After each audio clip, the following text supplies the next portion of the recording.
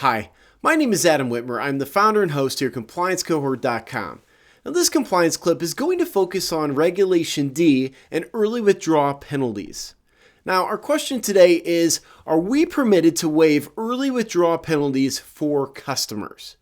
So the answer, of course, comes from two places. It's going to come from, first, any internal policies we might have, and secondly, from Regulation D.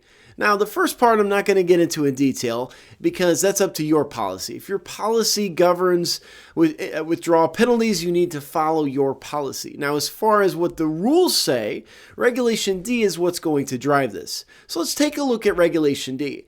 And where we look is in Section 204, which is the Federal Reserve's numbering system for Regulation D, point 2C. This is the definition section where we define a time deposit.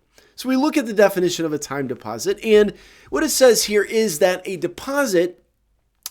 a time deposit is a deposit that the depositor does not have a right and is not permitted to make withdrawals from within 6 days after the date of deposit unless the deposit is subject to an early withdrawal penalty of at least 7 days simple interest on amounts withdrawn within the first 6 days after deposit.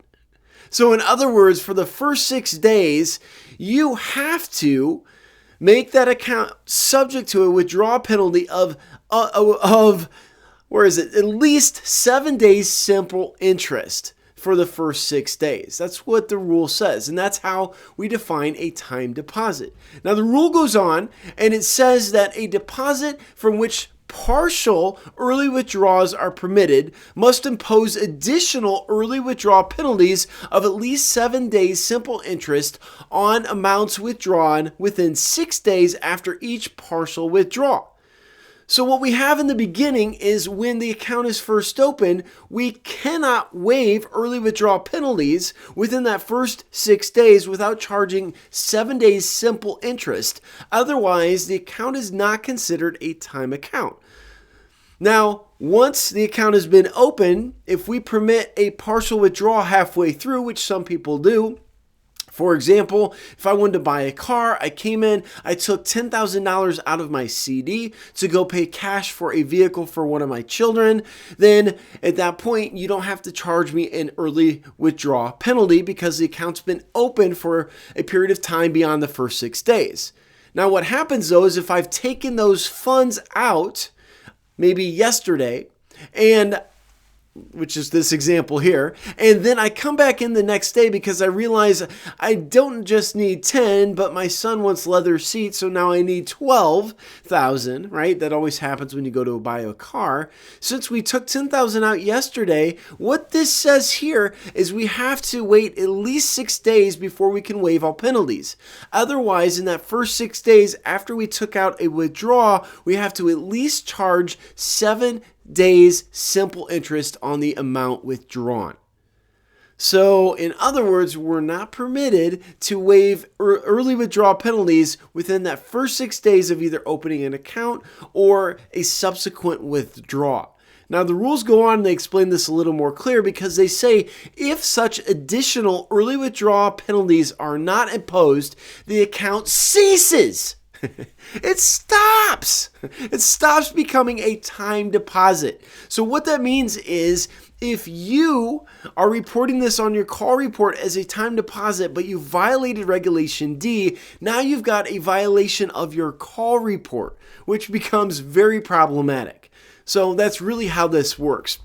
The definition also goes on to say that the account may become a savings deposit if it meets the definition of a savings deposit, but otherwise it's going to become a transaction account. This is just how Regulation D works because there's different reserve requirements for different types of accounts.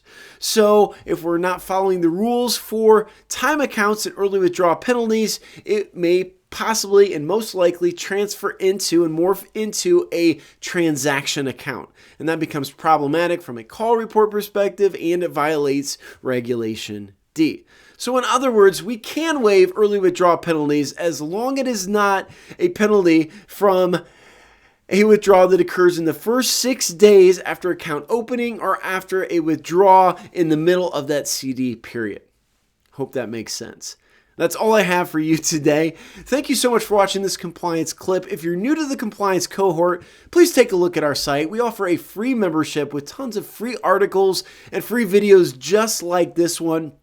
For my existing members who like to watch to the very end, where I sometimes do crazy things, woohoo, yay. Just kidding. It's been a long day. Thanks for watching to the end. It's always fun to see what I'll do because I never know how to end these videos, and I just like to have fun with compliance. It's something that's challenging to do, but you know what? It makes life so much simpler, so much more enjoyable if we can have a little fun with compliance, which is actually a really serious topic. So anyway, thank you so much for watching, and if I don't see you again, good afternoon, good evening, and good night. Thanks for watching.